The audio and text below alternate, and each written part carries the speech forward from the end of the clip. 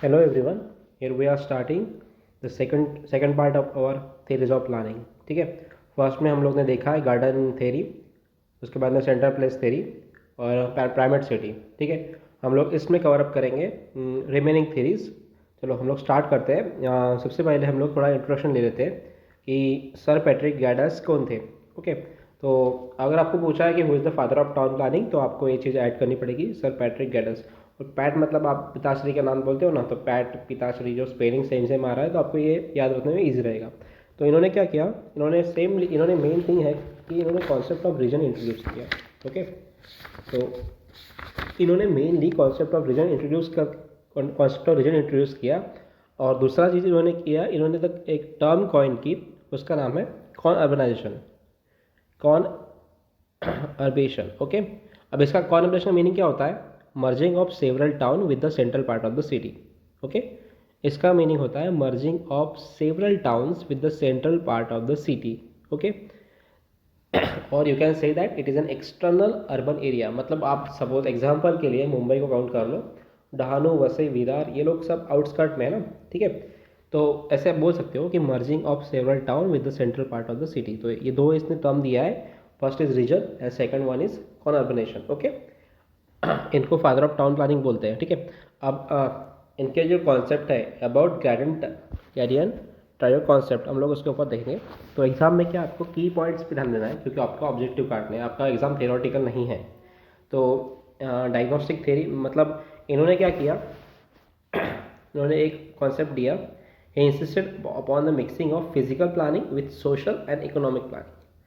Social and economic planning आपको पता है, मतलब with the living standard of people and with the economic feasibility they have, it is merged with the physical planning.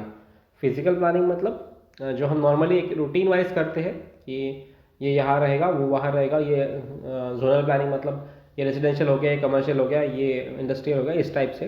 तो आप ये तीन चीज़ें याद रखो ब्रॉडली, समझना ज़रूरी नहीं है, अब तो ऑब्जेक्टिव निकालना है. ठीक है, every exam is not about, देखो आपको पढ़ के सारी चीज़ें क्लियर हो जाएगी, बट मेनली ये अभी इस टाइम पे नीड क्या है कि आपको क्लिक होना चाहिए. ठीक है, तो इसमें एक चीज़ क्लिक होनी चाहिए कि he must the physical planning with the social and economic planning. ठीक है, उसके बाद में सेकंड थिंग है, दो चीज़ें याद रखनी है आपको, डायग्नोस्टिक सर्वे और कंजर्वेटिव सर्वे. ठीक है, कंजर्वेटिव सर्जरी. ओके, डायग्नोस्टिक सर्वे और कंजर्वेटिव सर्जरी.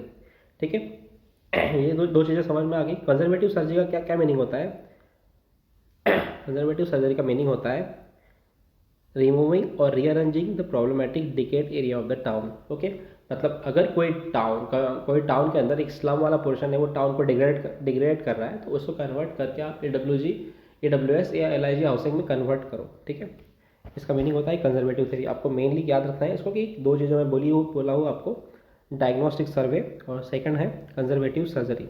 ओके, उसके बाद में थर्ड देखो, इसने एक चीज़ दी है, the technique of improvement of the town as advocated by him was survey before plan and plan before development. as the word says, survey before the plan and plan before the development. Remember it, you have to put it exactly in that exam. Okay, same आएगा objective में कि क्या क्या दिया है about गैडियन trial concept में क्या क्या चीज़ें इन्वॉल्व होती है, तो ये आता है. अब इसका एक ट्राइंगल है, रिलेशनशिप ट्राइंगल. यू कैन से that triangle is folk, work and place. folk means an organization, work means function, कहाँ पे वो लोग वर्क करते हैं, एंड प्लेसमेंट कौन सा प्लेस होता है, मतलब प्लेस पे आप बोल सकते हो इस commercial, public, school and college, समझ रहे हो ना आप. तो this means that while preparing plan we must take into consideration that number and kind of the people living in the town, their work, that is industries, and include housing, education, recreation and all the amenities so as to make life of the other employment center and the place of the citizen affordable, happy. मतलब सारी चीज़ें एक at a particular चीज़ से coordinate होनी चाहिए. At the place where number of people are working, they has to be connected with a proper transportation route. समझ रहे हो ना आप लोग. तो पीपल कहाँ पीपल मतलब इन तीन चीज़ें आपको याद रख लो कि ऑर्गेनाइजेशन, फंक्शन, फॉक मतलब people, it related with the organisation, work means function and place is environment. Okay, आपको याद रखना है, ये आपको मैच द पेयर में आ सकता है ना, folk, organisation, work and function, place and environment. As it is याद रखो, एज इट इज़. ठीक है ना. तो सेकंड कॉन्सेप्ट है अपना नेबरहुड कॉन्सेप्ट। ओके, तो नेबरहुड कॉन्सेप्ट किसने दिया है? It is given by Clarence Perry. Katy Perry एक सिंगर है, आपको पता है, तो इसको आप रिलेट करो जैसे आपका लगता है, जुगाड़ लगता है वैसे लगाओ।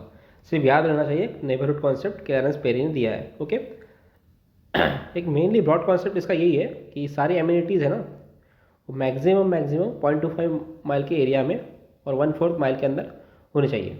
मतलब वही 1/4 माइल पे स्कूल, 1/4 माइल पे हॉस्पिटल, इस टाइप से बोल रहा हूँ मैं आपको। अब इसका मेनली जो है neighborhood planning is small unit which serves the local community and encourage them to foster a neighborhood spirit or relationship which seems to have been lost in the modern city life। आपने तारक मेहता देखा है ना, तो उसके अंदर जो सारे लोग मिलजुल के रहते हैं ना, उसको बोलते हैं neighbourhood spirit. You have to remember that example from there. तो अर्बन में तो जहाँ पे हम लोग देखते हैं बड़े बड़े सिटीज़ में किसी को कुछ पड़ी नहीं है, तो किसी की डेथ भी हो जाती है एक फ्लैट में, तो दूसरे वाले को मालूम नहीं होता है। So that is that. तो आप समझ लीजिए उसका क्या मीनिंग होगा है। You have to foster neighbourhood spirit. Okay, mainly इसको याद रखो, ये नॉर्मली 160 एकड़ में फैला होता है। इसके अंदर एटलीस्ट मिनिमम रिक्वायरमेंट एक स्कूल की होती है।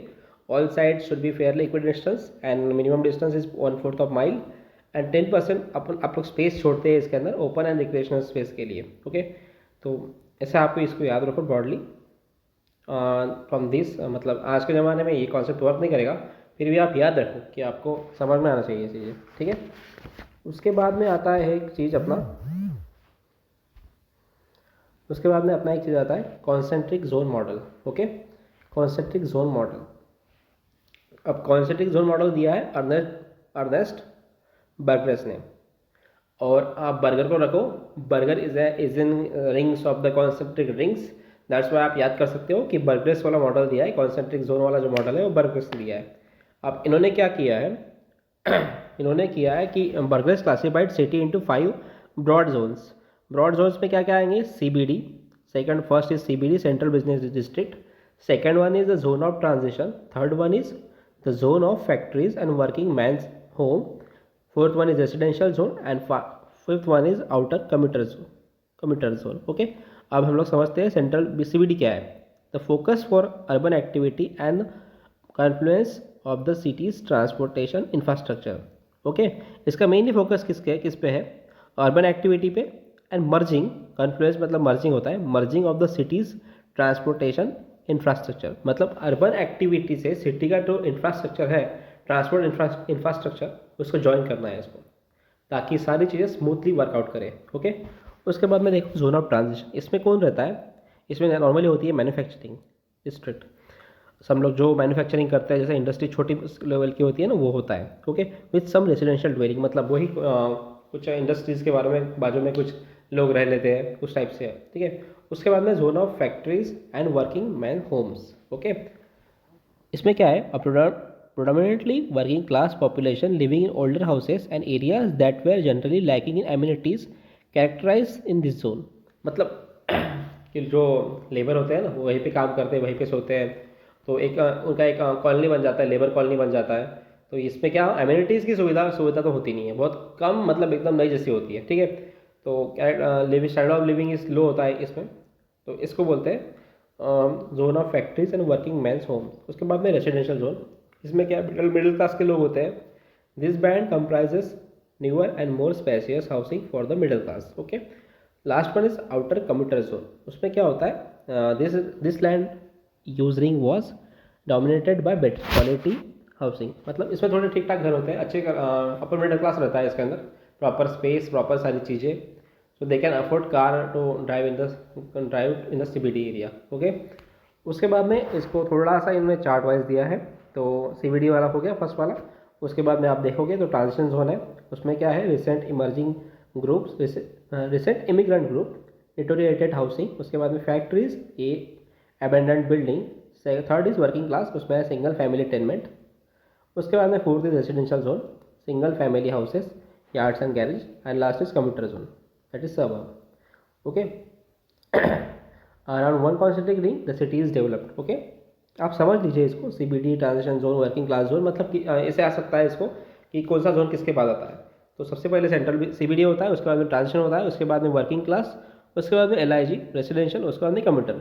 समझ रहे हो ना आप? ये चार इसमें देखो, यहाँ पे CBD, TC, LIG, MIG, SIG दिया है, पर आपको एग्जाम में आ सकता है। First one is CBD, second is transition, third one is आपको याद रखना है वर्किंग वाला है, fourth one is residential, fifth one is commuter zone. Okay, remember. उसके बाद में हम लोग का एक कॉन्सेप्ट आता है सेक्टर थ्योरी। सेक्टर थ्योरी दी है होमर हॉयट ने, आपको याद रखना है सेक्टर थ्योरी किसने दी है। ओके अब Homer primarily concern itself with the location of residential users across the urban area. ये थ्योरी जो प्राइमरीली कंसर्न किस करती है, किस चीज़ पे? It primary concern itself with the location of the residential user across the urban area. Okay, and refers the business location in indirect fashion. ये theory क्या explain करती है? Tendency of various socio economic group and segregate in terms of their residential location. ये theory क्या करती है पता है क्या? दैट्स द थ्योरी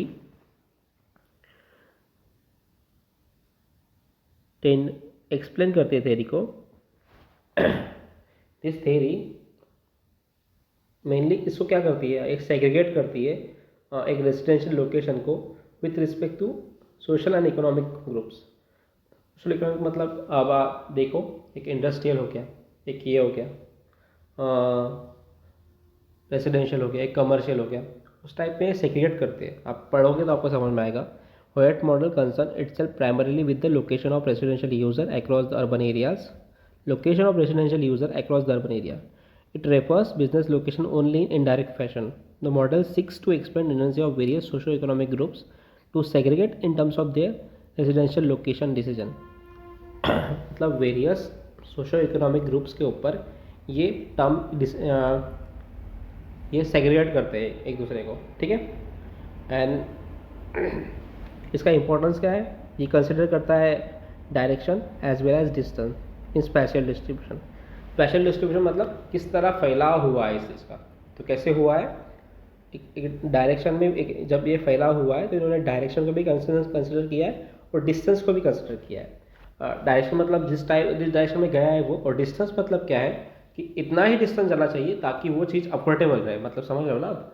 अगर किसी चीज़ को आपको मतलब अगर ही कोई डिस्टेंस सिनेमा थिएटर जो है आपका 50 किलोमीटर दूर है तो आप लोग वो नहीं जाओगे वहाँ पे। सिंपल है ना, वो एक टेंडेंसी में ही नहीं आता है ना उसके। तो आप उतना मिनिमम डिस्टेंस जाना चाहिए ना उसको, तो वो चीज़ इसके अंदर आएगा। इसने उसके बाद में इन्होंने ये भी कहा है, ये also mention that CBD is a not sole focus in urban activity. समझ रहे हो ना? सारा इंपॉर्टेंस CBD को नहीं देना चाहिए, ठीक है। तो इन्होंने क्या किया है मेनली, इसका देखो कैसा कि इसमें इन्होंने कुछ एक स्पेसिफिक पैटर्न नहीं बनाया है। यहाँ पे क्या होता है कि आप देखो F के पास में C है, मतलब क्या हो गया? इंडस्ट्रीज़ के पास में लोअर इनकम, लोअर रेसिडेंशियल जो मिडिल क्लास है ना, रेसिडेंशियल लोअर क्लास है ना, वो रहता है। मतलब देखो लोग अपने फिजिबिलिटी के हिसाब से रहते हैं, मतलब जहाँ फैक्ट्रीज है वहाँ पे लोअर क्लास दिख रहा है। उसके बाद में देखो रेसिडेंशियल मिडिल क्लास कहाँ पे है। उसके बाद में B देखो जोन ऑफ ट्रांजिशन देखो कैसा है। तो इसमें कोई स्पेसिफिक पैटर्न नहीं बन रहा है, समझ रहे हो? जैसे आपने बर्गर्स में देखा है कॉन्स्टिट्यूट जोन में, उसमें एक स्पेसिफिक पैटर्न था। इसमें देखो जहाँ पे इंडस्ट्रीज है वहाँ पे लोग सेटअप हो रहे हैं, क्योंकि उनको तो चाहिए ना मिनिमम ट्रांसपोर्टेशन कॉस्ट जल्द से जल्द पहुँच सके। तो अपने अपने रिक्वायरमेंट के हिसाब से लोग सेटल होते हैं, ठीक है। तो इसमें देखो आपने मेन क्या है, तो इसमें सिर्फ इतना है कि CBD is circular and that is at centre, और development is not necessary along the concentrated ring. Okay, it may be along the transportation route. समझ रहे हो ना? 3 कॉन्सेप्ट इसमें मेन है। CBD इज सर्कुलर, वो सेंटर में है। बाकी जो डेवलपमेंट हुई है वो normal not necessary in the concentrated ring में हुआ है, ज़रूरी नहीं है। उसके बाद में it may be along the transportation of the road. Okay, उसके बाद में आप अपना लास्ट कॉन्सेप्ट देखेंगे मल्टीपल न्यूक्लियर थ्योरी। ओके, अब मल्टीपल न्यूक्लियर थ्योरी किसने दी है? चॉन्सी हैरिस एंड एडवर्ड उल्मैन। उल्लू बना के भी इसको याद रख सकते हो। उल्लू वेबसाइट आप सब लोग अपने देखा ही होगा आपने, तो इसको याद रख सकते हो ऐसे। तो उस तरह से इसको याद रखना है। उसके बाद में the work of Harris and Ullman 1945 in developing the multiple nuclei theory of urban land use among the most innovative descriptive analytical urban models. MN theory is the most innovative descriptive analytical urban models है। Based on किस पे based है? 2 चीज़ें याद रखो।